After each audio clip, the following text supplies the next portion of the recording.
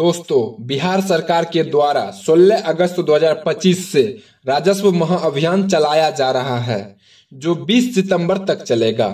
इस अभियान का मुख्य उद्देश्य आपके घर पंचायत तक पहुंचकर आपके भूमि संबंधी दस्तावेजों की अशुद्धियों का सुधार करना है।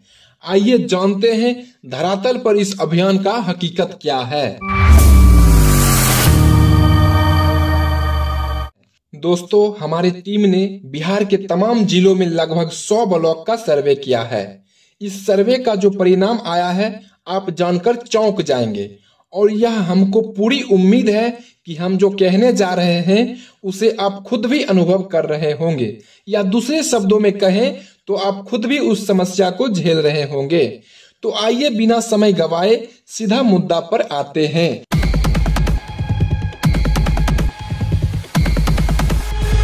दोस्तों, बिहार सरकार जो ये राजस्व महाअभियान चलाया है, उसमें बिहार के सभी पंचायत में एक एक राजस्व कर्मचारी को नियुक्त किया गया है। सरकार के अनुसार राजस्व कर्मचारी को प्रत्येक पंचायत के पंचायत भवन पर 10 बजे सुबह से लेकर शाम 4 बजे तक शिविर लगा के बैठना है और उस पंचायत के सभी नागरिकों को उसके जमीन का जमाबंदी दस्तावेज देना है। और किसी नागरिक को अगर लगता है कि उसकी जमाबंदी में किसी प्रकार का कोई त्रुटि या गलती है, जैसे नाम, खाता, खेसरा, रकबा या मौजा में किसी प्रकार का कोई त्रुटि है, तो वह उसी राजस्व कर्मचारी के यहाँ सुधार संबंधी आवेदन देंगे, ताकि राजस्व कर्मचारी उसमें ऑनलाइन सुधार कर सके। दोस्तों, सरकार के अनुसार तो यही इस योजना का सही उद्देश्य है जो हमने आपको बताया, लेकिन हकीकत क्या है?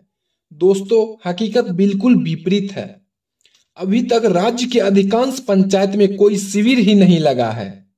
पंचायत के नागरिक अपने पंचायत में शिविर लगाने के लिए ब्लॉक का बार बार दौरा कर रहे हैं, लेकिन उनको कुछ भी कह के टाल दिया जा रहा है।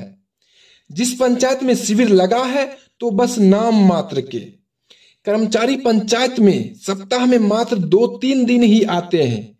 ये फिक्स भी नहीं है कि वो किस दिन आएंगे, और अगर आते हैं तो बस 1 से 2 घंटा रुके और चल दिए। पूरे दिन पंचायत के आम नागरिक पंचायत भवन में जा के लौटते रहते हैं। अंचल कार्यालय में किस पंचायत के कौन राजस्व कर्मचारी है, उसका नाम और मोबाइल नंबर का लिस्ट चिपका दिया गया है, ताकि आम नागरिक अपने पंचायत के राजस्व कर्मचारी से बात करके अपनी समस्या का समाधान कर सके। लेकिन क्या मजाल है कि कोई कर्मचारी आपका फोन उठा ले। आम नागरिक कम से कम इस बात को जानने के लिए भी परेशान रहते हैं कि उसके पंचायत के कर्मचारी ब्लॉक में है या पंचायत भवन में। आइए अब इस अभियान की दूसरी हकीकत पहलू की बात करते हैं। दोस्तों, किसी भी पंचायत में सैकड़ों ऐसे लोग हैं जिनको जमीन संबंधी किसी न किसी प्रकार की समस्या है। अपनी समस्या को लेकर जब ये लोग ब्लॉक पहुंचते हैं तो उन्हें ना तो सीओ मिलते हैं और ना ही आरओ। बता दें कि सीओ और आरओ ही जमीन संबंधी मुख्य अंचलाधिकारी होते हैं। लोग सुबह से घंटों इंतजार करते हैं इनसे मिलने के लिए, लेकिन ये लोग कभी मीटिंग के नाम पर, कभी फील्ड में दौरा के नाम पर, तो कभी छुट्टी के नाम पर ब्लॉक से अनुपस्थित ही रहते हैं और आम नागरिक इंतजार करते करते त्रस्त रहते हैं।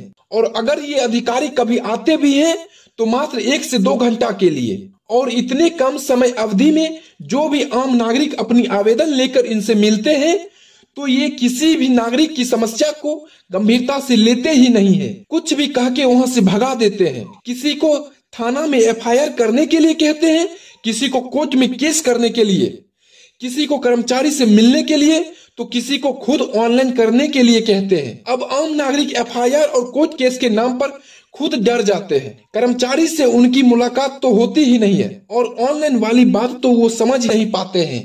दोस्तों, अगर ये अधिकारी चाहे तो सभी नागरिकों की समस्या का हल बड़ी आसानी से हो सकता है, लेकिन इन अधिकारियों की टाल मटोल के कारण आम नागरिक बिल्कुल त्रस्त हो चुके हैं। हाँ, अगर इन्हीं अधिकारियों के पास कोई पहुंच वाला व्यक्ति या कोई नेता का आदमी पहुंच जाए तो उसकी बातों को ये गंभीरता से लेते हैं और उसकी समस्या का समाधान भी करते हैं। अगर आप किसी ब्लॉक के अंचल कार्यालय में जाकर 2 घंटा भी रुक जाएंगे तो मेरे द्वारा कहे गए बातों का आंखों देखा प्रमाण पा जाएंगे।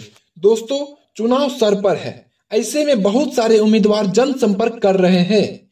हम चाहेंगे कि आप इन नेताओं से पूछिए, क्या वे आपकी इन समस्या से निजात दिला सकेंगे या आप खुद जाति धर्म के नाम पर उन्हें वोट देते रहेंगे?